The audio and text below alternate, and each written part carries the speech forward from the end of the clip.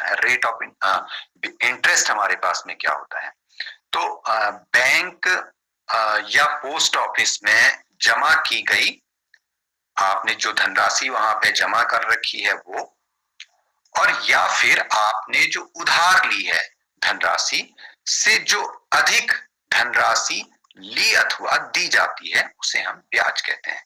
अगर आप बैंक में पैसा जमा करते हैं, मानो आप बैंक में पैसा जमा करते हैं, तो उस पैसे को आपने कुछ समय के लिए जमा किया, तो उसके बाद आपको जो बैंक ने दिया वो आपको ब्याज दिया, उस अमाउंट पर एक्स्ट्रा जो पैसा दिया वो एक्स्ट्रा पैसा आपके पास में ब्याज कहलाया। जो एक्स्ट्रा अमाउंट जितना आपने जमा किया था उसके अतिरिक्त जो धनराशि थी उसमें।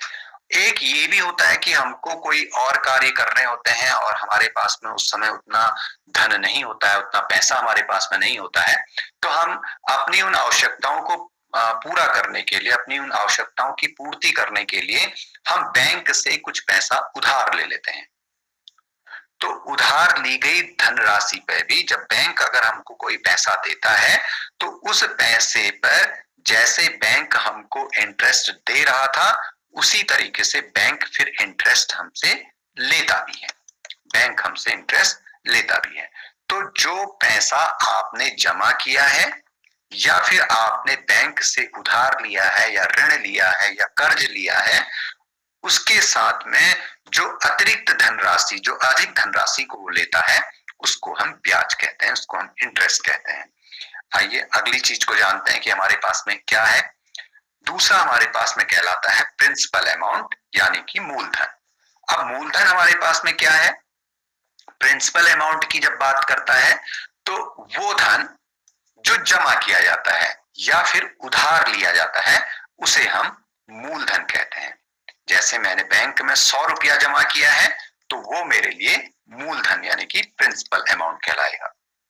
या फिर मैं बैंक से मान लीजिए मुझे एक कार खरीदनी है और कार के लायक मेरे पास में पैसा नहीं है, तो बैंक हमको कार खरीदने के लिए भी पैसा देता है, तो वो जब बैंक हमको पैसा देगा तो वो भी उसके लिए मूलधन कहलाएगा।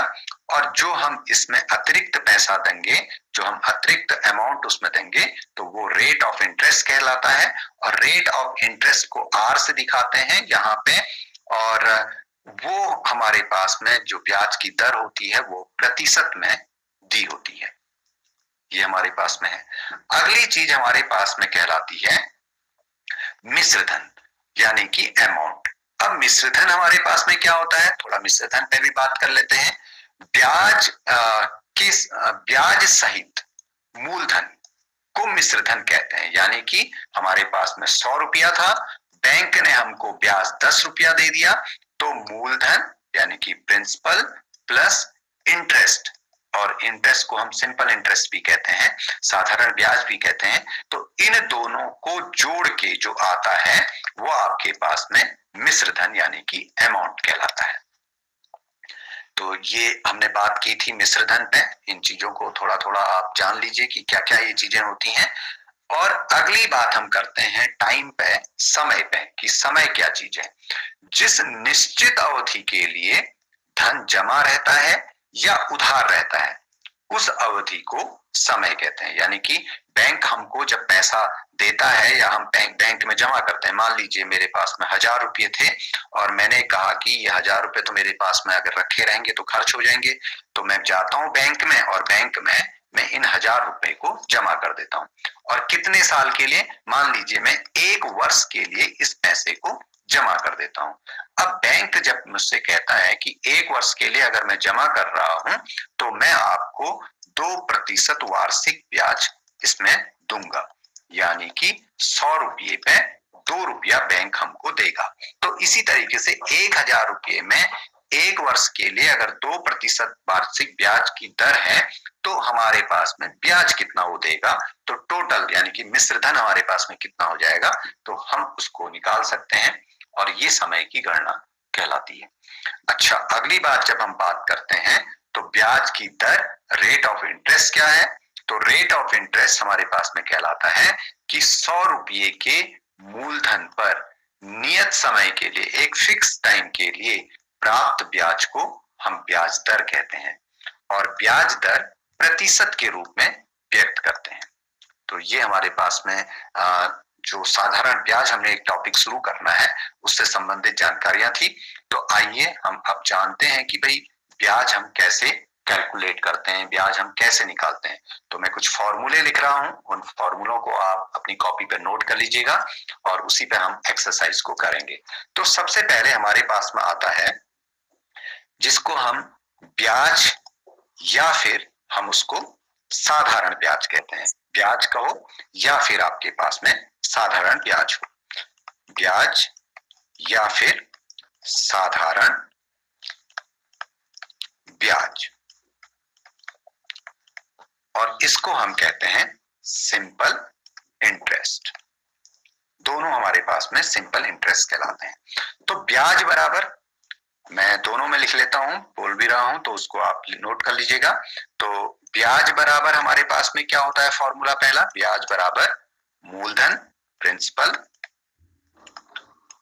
गुणा दर रेट ऑफ इंटरेस्ट गुणा समय यानी कि टाइम अपॉन 100। अब थोड़ा सा बात कर लेते हैं कि भाई ये 100 कहां से आया, इस फॉर्मूले में 100 कहां से आया। जनरली होता क्या है हमारे पास में ब्याज बराबर मूलधन गुणा दर गुणा समय, ये चीज हमारे पास में फॉर्मूला होता है। अब लेकिन दर हमारे पास में प्रतिशत में होती है, जो रेट ऑफ इंटरेस्ट हमारे पास में है वो प्रतिशत में होती है। तो प्रतिशत का मतलब होता है भैया 1/100, प्रतिशत का मतलब होता है 1/100। तो अब हमारे पास में यहां से फॉर्मूला क्या आता है, ब्याज बराबर मूलधन गुणा दर, हमारे पास में क्या है प्रतिशत में है तो हमने इसको लिख दिया दर गुणा 1/100, और वो जो 100 है तो वो पूरे का बट्टे बन जाता है, पूरे के अपॉन में वो आ जाता है। तो हम उसको क्या कर देते हैं यहां से बट्टे 100 लिख देते हैं, और गुणा हमारे पास में समय है।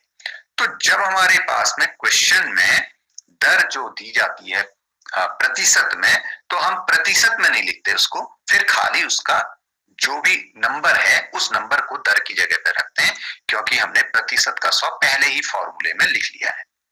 तो ये हमारा पहला फॉर्मूला है कि simple interest equal to principal into rate into time upon 100, DRT upon 100। Okay, अगली बात हम करते हैं, जो दूसरा फॉर्मूला हमारे पास में होगा उस दूसरे फॉर्मूले पर बात करते हैं कि क्या वो फॉर्मूला हमारे पास में होगा।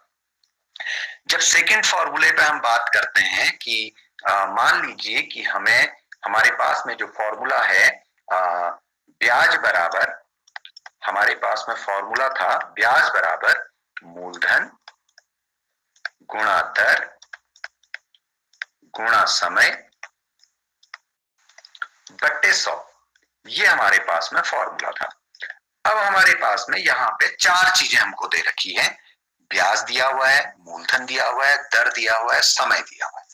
इन 4 चीजों में से अगर कोई भी 3 चीजें आपको दे रखी हैं, 4 चीजों में से कोई भी 3 चीजें आपको दे रखी हैं, तो चौथी चीज को आप निकाल सकते हो, उस चौथी चीज को आप निकाल सकते हो। कैसे? अगर आपको मूलधन दिया है, दर दिया है, समय दिया है, तो आप ब्याज को निकाल सकते हैं। कैसे? मूलधन दर समय को गुणा करके। अगर आपको ब्याज दिया हुआ है, आपको दर दे रखी है, आपको समय दिया है, अब आपको निकालना है मूलधन, तो कैसे निकलेगा? तो क्या करेंगे, ब्याज के साथ में ये 100 जो है गुणा करेगा।